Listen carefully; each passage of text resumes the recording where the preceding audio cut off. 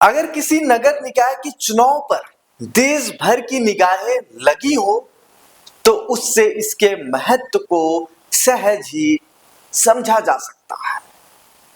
बृहन मुंबई महानगर पालिका यानी बीएमसी का चुनाव ऐसा ही रहा।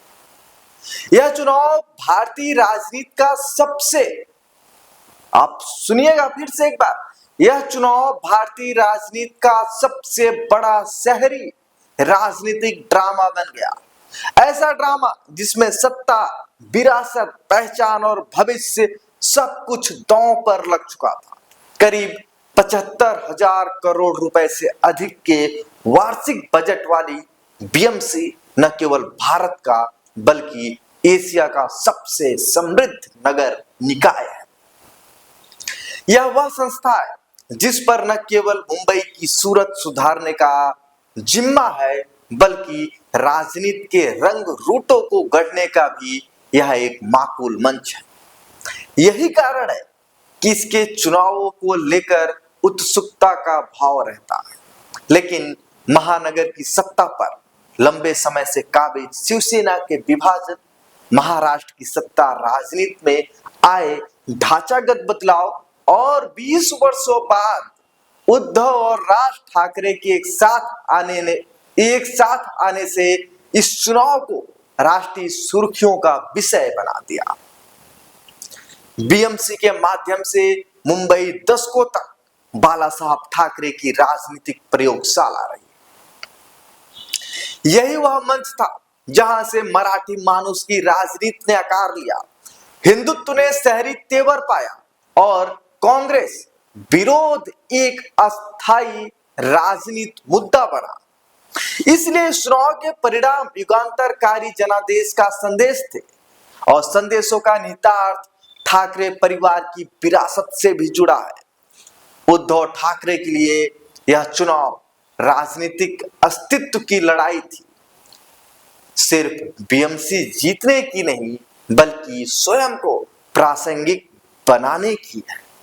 जिस तरीके से आप देखते होंगे कि कोई सीरीज होती है, 5 मैचों की सीरीज हुई, उस सीरीज में एक टीम 3 मैच पहले ही जीत ली है। अब 2 जीते या ना जीते कोई फर्क पड़ता नहीं, इसलिए जीत लेती है क्योंकि प्रतिष्ठा का सवाल, थोड़ी प्रतिष्ठा समाज में बन जाती है, देश में बनी रहती है। उसी तरीके से उद्धव ठाकरे के साथ हुआ। राज ठाकरे और उनकी महाराष्ट्र नवनिर्माण सेना के लिए यह परीक्षा थी, क्या वे अब भी मुंबई की राजनीति में कोई मायने रखते हैं। इन सबसे बढ़कर एक प्रश्न और हवा में तैर रहा था, क्या एकनाथ शिंदे की शिवसेना अब वास्तव में असली शिवसेना बन चुकी है। मतदाता का फैसला इन सवालों पर साफ था। यह फैसला ठाकरे ब्रांड के लिए अब तक का सबसे बड़ा झटका साबित हुआ। जैसे धनुष बाढ़ जैसा चुनाव चिन्ह गंवाना, जो दशकों से मुंबई में मराठी अस्मिता, आक्रामक शहरी राजनीति और बाला साहब ठाकरे की निर्भीक शैली की प्रतीक थी। उसके बिना चुनाव लड़ते हुए उद्धव ठाकरे की शिवसेना लगातार सफाई देती, अपना परिचय कराती और अपनी वैधता सिद्ध करती दिखी। मगर चुनावी राजनीति में यह कमजोरी का संकेत होता है, ताकत का नहीं। अगर आप चुनाव लड़ रहे हो, अपनी चुनाव चिन्ह को अगर आप किसी को बता रहे हो कि हमारा चुनाव चिन्ह ये है, तो आपका ताकत नहीं है बल्कि कमजोरी है। अगर जनता आपके चुनाव चिन्ह को जानती है तो आपका ताकत है। बाला साहब ठाकरे की राजनीति मुख्य रूप से मराठी गौरव, आक्रामक हिंदुत्व और कांग्रेस विरोध पर टिकी थी और इन तीनों ही पहलुओं पर समझौता करके उद्धव की शिवसेना वैचारिक रूप से कमजोर दिखी है। चुनाव में ठाकरे गुट की विकास विरोधी होने की छवि भी गहराती चली गई। 1997 से लेकर 2002 तक लगभग 25 वर्षों तक बीएमसी पर नियंत्रण के बावजूद ठाकरे खेमे के पास कोई ऐसा ठोस विकास मॉडल नहीं था जिससे वे आत्मविश्वास के साथ मतदाताओं के सामने रख सके। मुंबई जैसे शहर में जहां metro, coastal road, trans harbour link और पुनर्विकास परियोजनाएं शहरी जीवन की नई परिभाषा बन चुकी है, वहां केवल भावनात्मक अपील पर्याप्त नहीं रही। मतदाता मराठी हो या गैर मराठी, यह पूछ रहा था कि इतने वर्षों की सत्ता के बाद दिखाने के लिए आपके पास क्या है। आपको बता दें कि मराठी मानुस का वोट बैंक भी उद्धव ठाकरे, एकनाथ शिंदे, भाजपा और राज ठाकरे के बीच बंट चुका है। अब मुंबई शहर रोजगार, आवास, पर्यावरण और जीवन स्तर की बात करता है। यहाँ केवल भाषा और पहचान की राजनीति से काम नहीं चलने वाला है।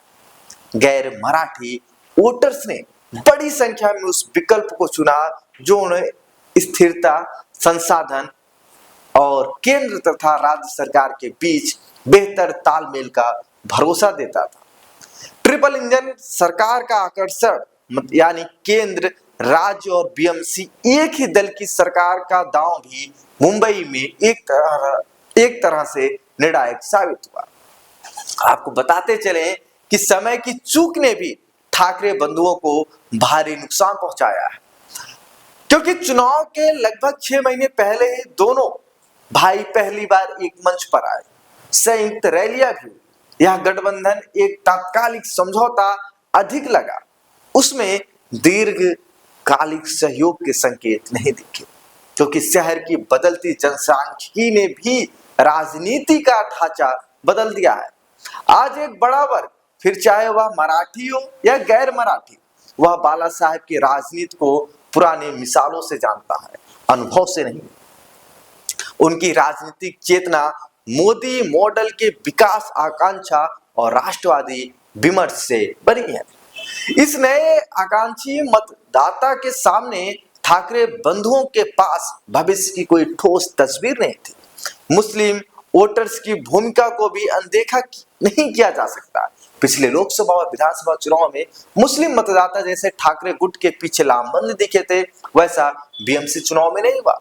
निकाय चुनाव में विचारधारा से अधिक व्यवहारिक जो आपस का व्यवहार होता है ये मायने रखता है, और यहाँ भी ठाकरे कमजोर पड़ गए। बीएमसी लंबे समय तक शिवसेना की शक्ति का स्रोत और पार्टी के वित्तीय संसाधन, जो संगठन का नियंत्रण था और राजनीतिक प्रभाव की धुरी रही है।